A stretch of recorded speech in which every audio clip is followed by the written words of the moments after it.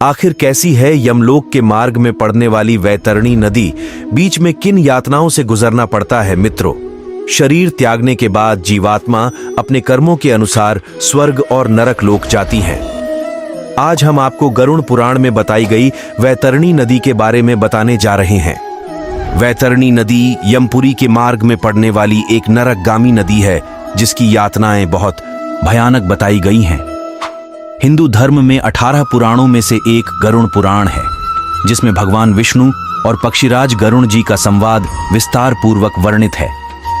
गरुड़ पुराण में सनातन धर्म से जुड़ी कई सारी विधियों, नियमों, कर्मकांडों आदि के बारे में बताया गया है।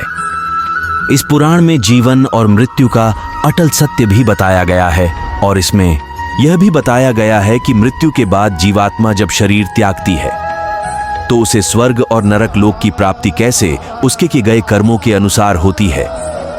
आज हम आपको इस गरुड़ पुराण के अनुसार वैतरणी नदी के बारे में बताएंगे। यह नदी दुष्ट और पाप कर्म करने वाले लोगों के लिए अति भयानक है। इसे पार करना मृत्यु के कष्ट से भी कई गुना अधिक कष्टकारी है, लेकिन सभी के लिए यह वैतरणी नदी इतनी कष्टकारी नहीं है। अच्छे कर्म करने वाली जीवात्माओं के लिए यह शांत और सरल है। तो आइए जानते हैं, मृत्यु के बाद जब जीवात्मा यमलोक जाती है तो बीच में पड़ने वाली यह वैतरणी को कैसे पार करती है। मित्रों, गरुड़ पुराण के अनुसार जो पापी जीव आत्माएं यमलोक के मार्ग को जाती है, उनको इस मार्ग के बीच वैतरणी नदी पार करनी पड़ती है। यह नदी अत्यंत भयानक है, कई योजन लंबी है। इस नदी में घोर अंधकार है। आग की तरह खोलती हुई यह नदी अनेक प्रकार की दुर्गंध सहित पदार्थों से भरी हुई है। लाल रक्त से रहित इस नदी को पापी जीवात्माएं पार करने से घबरा उठती हैं। जिन लोगों ने जीवन भर दूसरों को सताया है, चोरी की है, मदिरा का सेवन किया है, गुरुजनों का अनादर किया है, गलत कार्य किए हैं, गरीबों का हक मारा है, माँ बाप का अनादर किया नहीं है, गृहस्थ जीवन में रहते हुए पत्नी या पति से छल कपट किया है, मित्र के साथ धोखा किया है, दान पुण्य नहीं किया है, वेद शास्त्रों को पाखंड कहा है, देवताओं का अनादर किया है, निर्दोष जीव जंतुओं की हत्या की है और मांसाहार किया, पूजा, यज्ञ, गौदान जिसने नहीं किया है आदि अनेक प्रकार के पाप कर्म से रहित ऐसे लोगों को मृत्यु के पश्चात इस वैतरणी नदी को पार करना पड़ता है। इस नदी में यमदूत पापी आत्माओं को यमपाश से बांध कर ले जाते हैं। पापी मनुष्य कई बार इसमें डूबते हैं। इस नदी में मौजूद सुइयों की तरह बड़े बड़े नुकीले दांतों वाले सर्प पापी आत्माओं को डंसते रहते हैं। बड़े बड़े पैने दांतों वाले गिद्ध पापी आत्माओं को नोचते रहते हैं। पाप कर्म करने वाली आत्माएं इस नदी को पार करते समय रोती बिलखती रहती हैं। किसी को यमदूतों के यमपाश से बंधकर कील से खिंचते हुए यह नदी पार करनी पड़ती है, तो किसी को डूबते डूबते।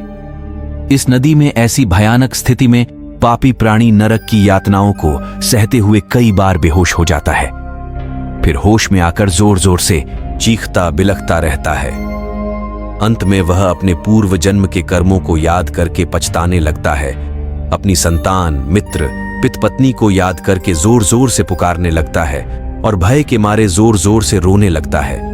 और फिर इस नदी में कष्ट पाकर सोचता है कि मैंने ऐसे कर्म क्यों किए, लेकिन फिर भी यह नदी पार नहीं होती है। गरुड़ पुराण के अनुसार जो लोग भगवत मार्ग पर चलते हैं, जिन्होंने भगवान विष्णु की भक्ति के साथ साथ अपने आराध्या देवी देवताओं की भक्ति की है, किसी के साथ छल नहीं किया, लोगों की सहायता की हो, भगवान के नाम की चर्चा, उनके नाम का जाप, वेद शास्त्रों का अध्ययन, यज्ञ, हवन पूजन, एकादशी व्रत का पालन, 4 धाम यात्रा, मंदिरों में दान पुण्य, तीर्थ यात्रा की हो, ऐसे पुण्य कर्म करने वाले लोगों को वैतरणी नदी की यातना नहीं सहनी पड़ती है। गरुड़ पुराण में लिखा है कि जिसने भी अपने जीवन में एक बार भी गौदान किया है, उनको वैतरणी नदी से वही गौ माता पार कराती है। पुराण में बताया गया है कि जब जीवात्मा वैतरणी नदी के पास पहुंचती है तो उस नदी के तट पर वही गौ माता प्रकट होती है जिनका दान आपने अपने जीवन काल में किया है, और फिर जीवात्मा उनकी पूंछ को पकड़कर बिना किसी यातना को भोगकर सीधा वैतरणी नदी पार कर पाती है। इसी तरह के वीडियो देखने के लिए हमारे चैनल को सब्सक्राइब जरूर करें।